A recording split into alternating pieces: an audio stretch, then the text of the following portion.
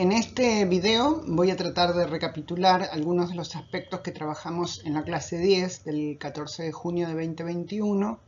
para que ustedes puedan continuar haciendo las lecturas que asignamos para la unidad 3 que vinculan el trabajo de por lo menos 4 autoras mujeres que enseguida vamos a nombrar y a ir explicando. Esta presentación toma en cuenta algunos aportes que realizaron el año pasado dos estudiantes adscriptas a la cátedra que son Carlita Mayer y Maru Lestani.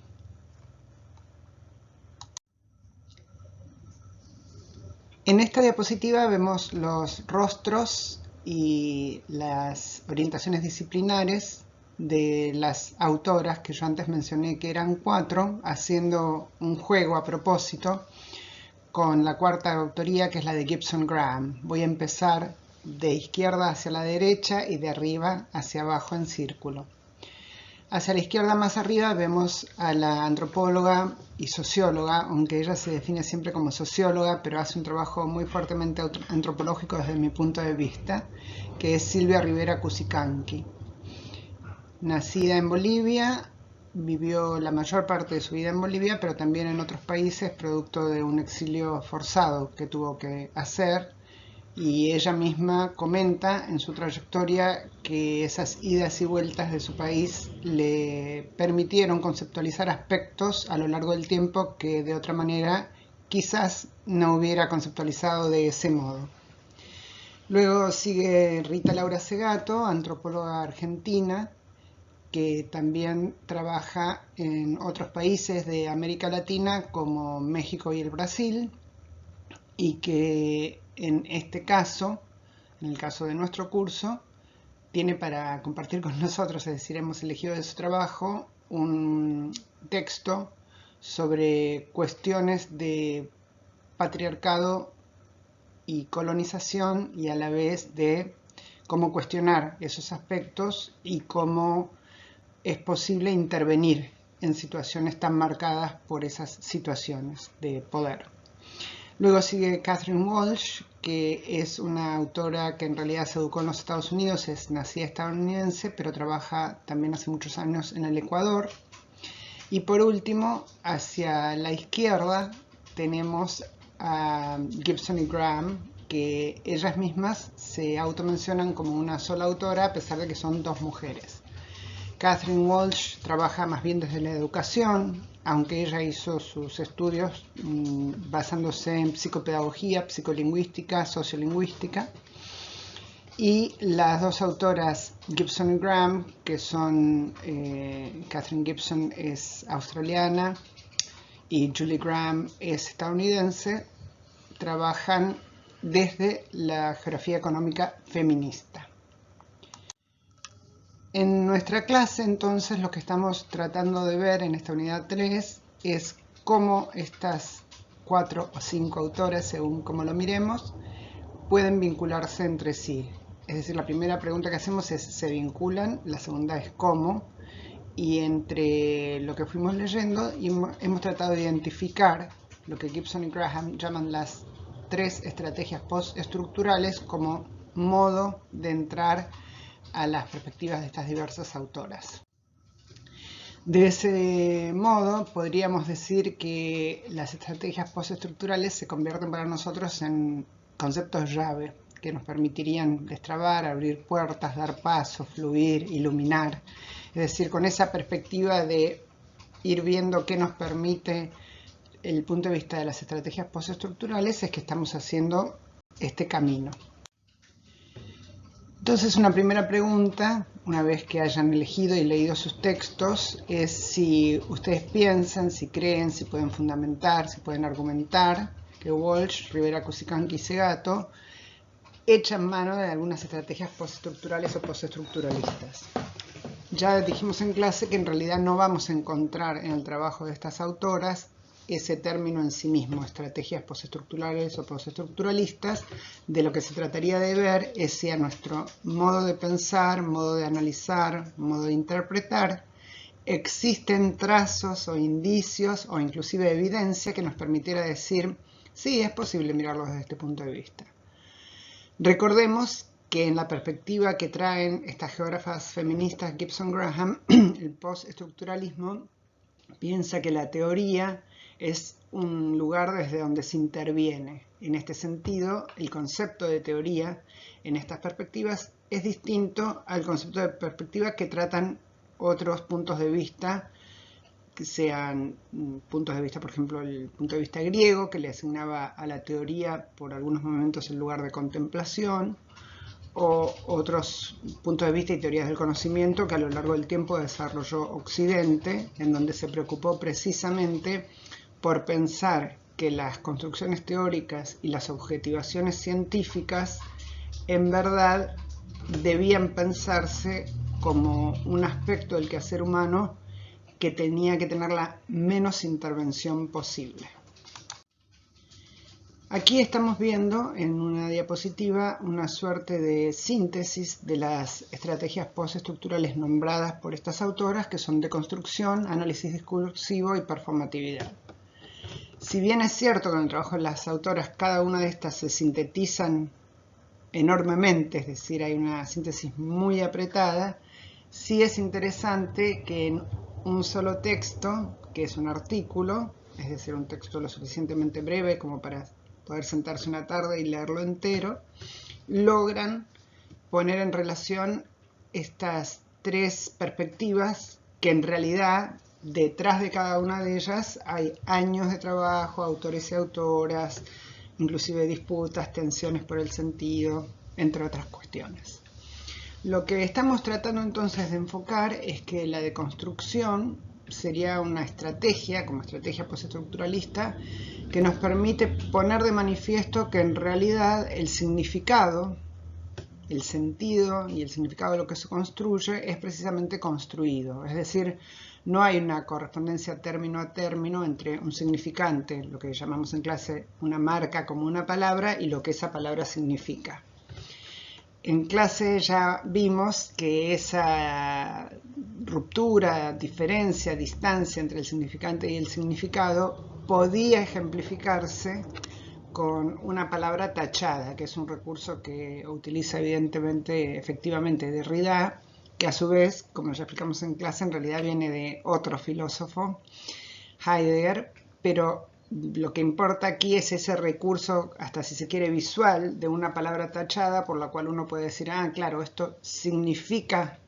esto, por ejemplo, mesa significa mesa. Sin embargo, dependiendo del contexto, la situación, ese mismo término, esa misma marca textual puede adquirir otros significados.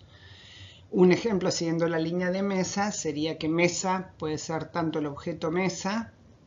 como una mesa familiar, en ese caso ya vamos viendo que el significado puede ser otro, como una mesa de trabajo en el sentido de reunión que convoca a distintos actores y actrices sociales a elaborar sobre un tema y a trabajar, y así sucesivamente. Estoy dando ejemplos muy simples como para ir pensando en esta cuestión entre significante, significado y esa, en principio, ruptura que nos ofrece Derrida para pensar que entonces el significado es móvil y que lo que interesa sería ir viendo cómo se construye ese significado, con lo cual podemos ligarlo a lo que trae Foucault, que en el texto aparece como la estrategia de la genealogía, que lo que él hace es ponerse a pensar que sí, que evidentemente no existe una única verdad, por lo tanto no existe un solo significado, y que en todo caso, si es que hay significados que se han ido imponiendo, podría uno preguntarse a través de qué se impusieron. En algunos de los textos de Foucault encontramos ese recorrido genealógico como suertes de imposiciones con violencias. Entonces ese es otro aspecto que trae la cuestión de la genealogía, es qué violencias ocurren con la imposición del significado y a la vez cuáles son los entramados históricos que fueron dando ese lugar a esa preeminencia de un cierto significado. Algo que yo introduje en la última clase era la noción del concepto de episteme o episteme, que Foucault lo toma para decir que son formas de ver y de enunciar. Lo que él quiere decir con ese concepto es que en todas las épocas existen formas más aceptadas que otras de ver y de enunciar, con lo cual sería posible, por un lado, trazar una genealogía, es decir, cómo eso devino la forma más aceptada de mirar o de ver y de enunciar, de decir. Eso sería un posible recorrido. El otro posible recorrido sería justamente fijarse en los quiebres de esas formas de ver y de mirar. Entonces, su hipótesis de trabajo diríamos que es doble. Es decir, él dice que es posible identificar estas epistem, estos modos de ver y mirar pertinentes y más bien, digamos, dominantes en ciertos momentos, a la vez que es muy posible también identificar esas rupturas. Habíamos dicho ya que este autor tiene un cierto postulado que dice más o menos así: siempre que hay un poder de dominación hay una resistencia. Entonces, en esa clave también vamos tratando de comprender este concepto de genealogía ligado a este concepto de análisis discursivo. Y por último, el concepto de performatividad, que estas autoras Gibson y Graham lo traen de Judith Butler, es esa noción de que la performatividad es la reiteración y la forma de aludir y la forma de nombrar permanentemente algo tal que se vuelve eso en sí mismo. Entonces, lo que ella fue investigando, por ejemplo, con respecto a la configuración de lo que se va constituyendo en la forma normativa de la heterosexualidad, es que sosteniendo la heterosexualidad hay una performatividad, y que entonces lo que ella propone, parecido a lo que decíamos antes con Foucault, es que en tanto esa performatividad se construye y se sostiene, y ella hace mucho hincapié en el sostén con el cuerpo, no solo discursivo, sino embodiment corporal, situacional, es posible también efectuar otras performances. Por lo tanto, en estas tres estrategias lo que hay que tener siempre en foco es esta capacidad de intervenir, que era lo que estábamos diciendo, que es el motivo por el cual estas autoras Gibson Graham llaman a estas estrategias de construcción, genealogía ligada al análisis discursivo y performatividad, estrategias postestructurales, estrategias de intervención. Aquí hacia la derecha de la pantalla, entonces, ven un poco la explicación que yo fui dando acerca de los términos de la izquierda, reflejado a la derecha como para seguir pensando con estos otros conceptos. Aquí vemos a Catherine Walsh y el texto que asignamos es Lo pedagógico y lo decolonial, entretejiendo caminos. Aquí vemos a Segato, el texto que asignamos es Género y colonialidad en busca de claves de lectura y de un vocabulario estratégico colonial. Y por último vemos a Silvia Rivera Cusicanqui con su texto Shinikwak Utsiwa, una reflexión sobre prácticas y discursos decolonizadores, en donde ella trata de relatar y de poner en funcionamiento experiencias de construcción de nuevos territorios donde reinventar el hacer colectivo. Un poco ese es el cometido de todo el texto de Rivera Cusicanqui. Vamos a tomar ahora el ejemplo de ella y vamos a ir pensando en esta clave de las estrategias postestructuralistas o estructurales que hablábamos hace un ratito. Ella, por ejemplo, nos dice que no puede haber un discurso de la decolonización o descolonización, una teoría de la descolonización, sino una práctica descolonizadora. Con esta cita estamos tratando de unir esto que dijimos antes acerca de esa performatividad como insistencia del lenguaje, pero también como posicionamiento corporal, como posicionamiento de intervención, ahí desafiando el régimen de sentido como es y tratando de generar otro. Asimismo, ella propone las estrategias que ella propone, que nosotros estamos empezando a ligar con las estrategias propuestas por Gibson y Graham, serían la primera, la que acabo de decir, justamente que en su perspectiva no alcanza con el discurso, sino que es necesaria la acción. La segunda es que el colonialismo no puede pensarse como algo exterior, sino también como un colonialismo interno.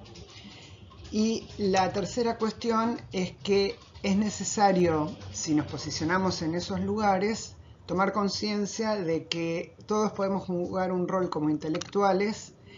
sea desde las ciencias sociales o desde otros campos de trabajo, para precisamente desafiar esas estructuras coloniales. En el caso de ella va tomando también en sus distintos estudios ese posicionamiento que yo ahora voy a llamar un posicionamiento sur-sur o internacionalista descolonizante, porque en el trabajo que ella fue haciendo, ella fue ligando conocimientos que podríamos decir que son más idiosincrásicos y más generados más bien en América del Sur y en América del Sur indígena específicamente, con conocimientos generados en otras latitudes, por ejemplo, lo que yo llamo el norte rebelde. Desde esa perspectiva, ella lo que dice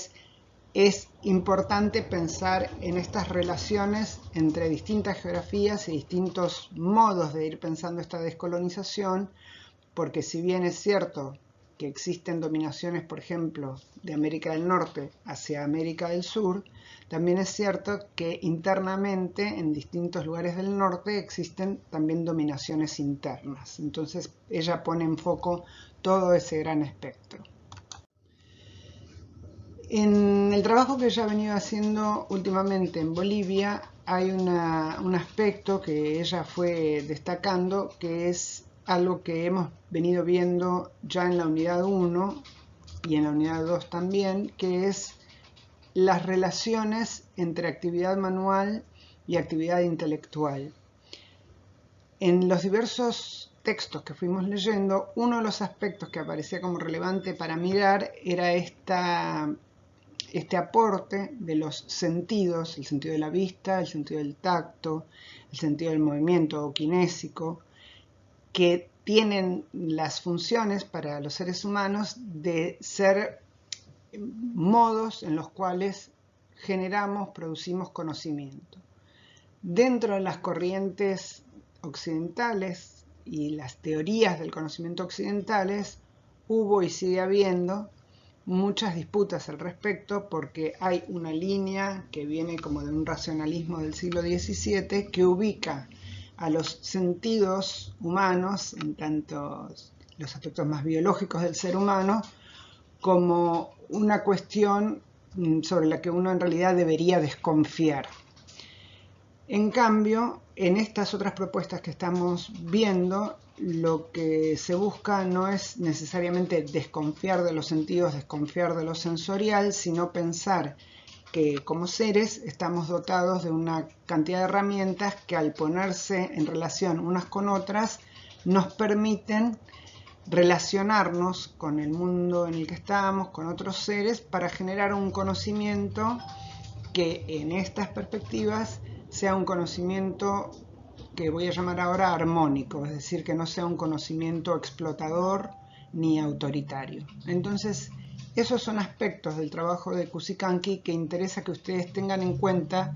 cuando lean su trabajo, si es que eligen leer el trabajo de ella para esta unidad. En lo que asignamos para leer, uno de los aspectos que ella trae es el trabajo con la imagen como una fuente de conocimiento con respecto a la historia andina. Y lo que ella trae en ese recorrido es una reinterpretación del trabajo de Guamán Poma de Ayala del siglo XVII, que este autor produjo lo que se llamó las crónicas. Lo que ella trae en esta relectura de las crónicas de Guamán Poma de Ayala es la posibilidad de ingresar desde la imagen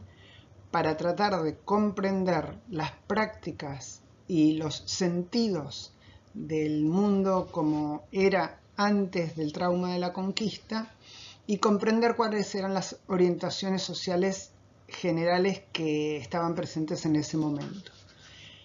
Volviendo un poco a lo que decíamos del aporte de Foucault, podríamos decir que lo que ella intenta hacer en este capítulo es desentrañar algunas claves de cuál era la episteme en el momento en que se produce la conquista europea del territorio americano.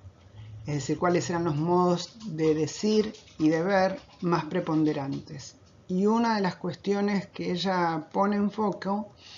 es que este sentido en común que existía en estas latitudes estaba muy vinculado a la posibilidad de que todos los seres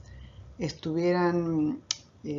protegidos para sostener su vida, un aspecto que se pone en conmoción con la llegada de los diversos contingentes de europeos a la América, a toda América en realidad.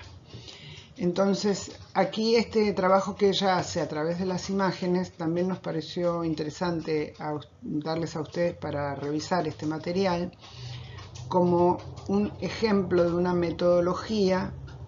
que hasta ahora en las lecturas anteriores no habíamos visto, que era cómo sería posible tomar las imágenes para pensar sobre un aspecto. En este caso es la cuestión de la conquista y colonización europea, y a la vez ella va poniendo en juego esa perspectiva para ir revisando cuáles son esos mecanismos por los cuales, lo que mencionamos antes, el colonialismo no solo es externo, viene desde una cierta geografía hacia otra, sino se va produciendo también internamente, el colonialismo interno. Entonces, dando así un giro y retomando lo que dijimos antes, este ejemplo que damos nos serviría para ir pensando que en la medida que existen estos colonialismos internos, nosotros mismos somos capaces de identificarlos y desarmarlos. Un poco esa es la propuesta de esta autora. Entonces vamos a dejar hasta acá este ejercicio como para que ustedes tengan la posibilidad de, si leen a Rivera Cusicanqui, tomar algunos de estos aspectos como para ir realizando las lecturas. En un próximo video probablemente acerquemos el trabajo de las otras autoras según ustedes vayan necesitando consultarlo. Gracias.